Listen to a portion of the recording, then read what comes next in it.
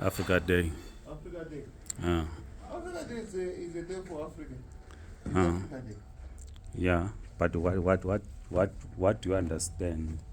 Why we should celebrate this day?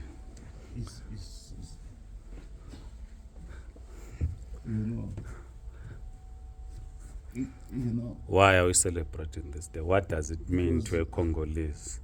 To be a Congolese, actually I'm regretting to be an African. So what does it mean? Yeah. What happened to Patrice Lumumba? Patrice Lumumba. Yeah. He was killed very badly. By who? By the imperialists, the capitalists, for the interest of their agendas. Yeah. Have we ever had peace after the killing of? There is not a single peace in DRC. Worse than even before the colonialists came to DRC. Yeah, before the colonialists came to DRC, it was better than after the killing of Patrice Lumumba, so it didn't help us to remain anything. Yeah, the killing of Lumumba did not contribute positively to development of the country.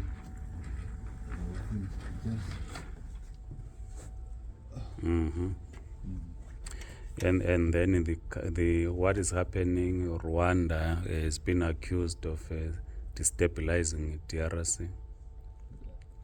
You say Rwanda is being accused of destabilizing DRC? Yeah.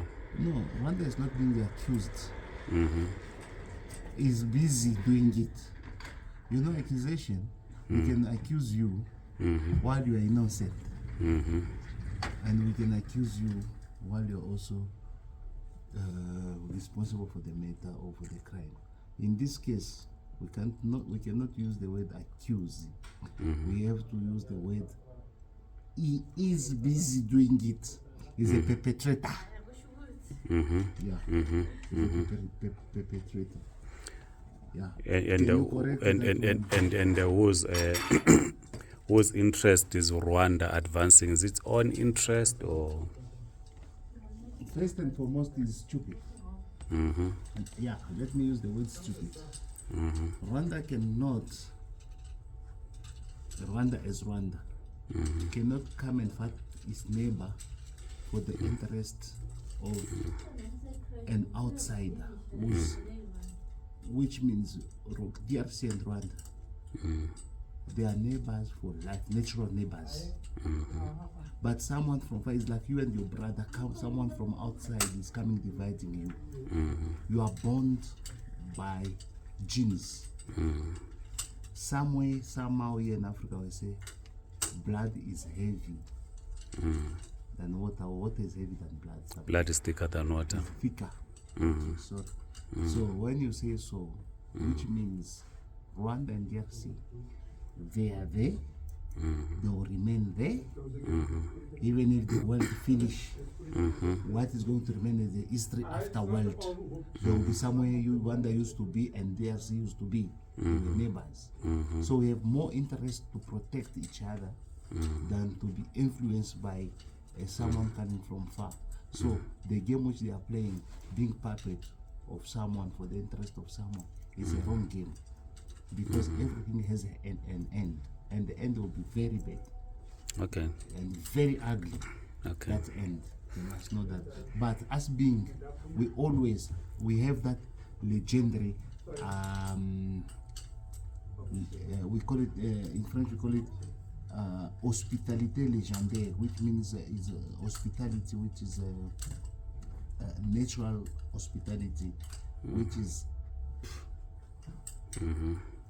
we will never revenge, but we will forgive them and we will accommodate them and give them peace so that they learn from us. Even the world will learn from us, and the peace will come in the world. We are peacemakers, DRC. I see you are putting some flags here. What country? This flag is for which country? Do you know?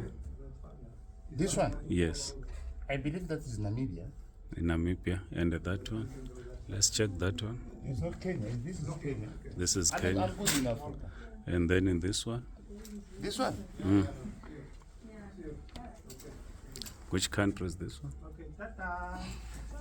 Frelimo, Frelimo. Come, drop that one. Come, this. This one is for my father, Marshall. And that one. That's what is Cape Verde. My communist brothers. Okay. That one at the corner. That one is from Swazi, the king. Next flag. Black Stars. Next Kwame. one. Cameroon. The last one. Mwalimu Nyerere. So what's your message to all Africans as we celebrate Africa Month? What do I? What is the message to Africans, all of us as Africans, as we celebrate Africa Month? As Africans, Yeah. for What- now, especially yes. nowadays, my point is, I'm calling them black Africans, the youth of Africa, and the population in general, to think about one thing. We have three different So this one is eras. on that side, right? The first era, it was the colonialists, they came to explore Africa. The second one, it's colonization. The third one is post-colonization. We have those three.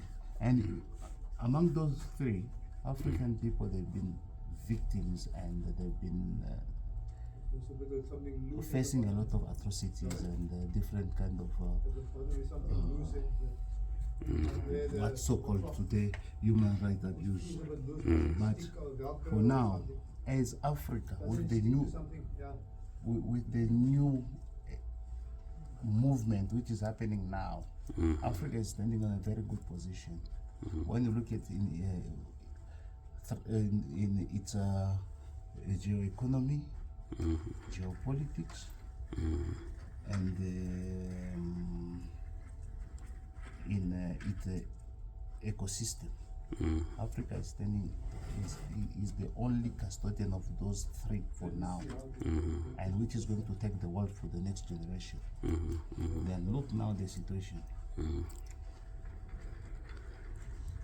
And Africa, when you look at the human resources, Africa has the potential because its population is very young, Yeah. and it's the global population. I think they like 70% of the youth in the world, Yeah. which is the future of the world. Now, what is happening with our youth today? There's crisis everywhere. In DRC, you see kids, they're sending them to the mines. Radiations are there, different kind of radiation, which is killing their future. Others will, in the near future, they won't be able to make children. Others will die, and so far, so forth. While them, they are busy preparing the capitalist world. Now, I'm sure today, I'm prophesizing you, they're into an agenda of how to create a new class of the youth there in the Western world. They are busy preparing. I'm saying it today, people are not aware, but it's an agenda.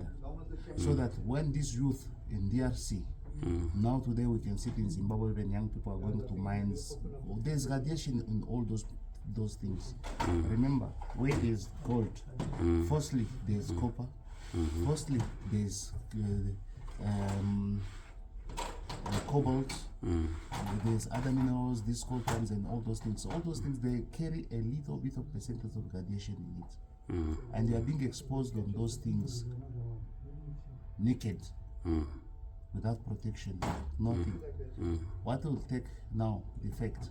The effect will be, or the consequences out of those things, the youth, because when you go into these mines, you only No find, big South African flag. Sorry. you only find the youth, and that youth, there is no future anymore for Africa to say is the future of the world when it comes to the youth. They will die all, which will be more than 40% or 50% of the youth. Then it's going to bring an equation while the youth in the Western world are busy, they are busy and prepared to manage the Africa. Other youth are dying in the wars. Other youth, they are taking them with this movement, Boko Harams and the other movement of insurgents. And then the next thing, we are going to lose this momentum, and we are going to be recolonized again, because we won't have enough stand. Is where we are going. So, African youth, African population, African leaders, civil society, be aware, and let us change our mindset. No, thanks, Comrade Serge. Thank you so much.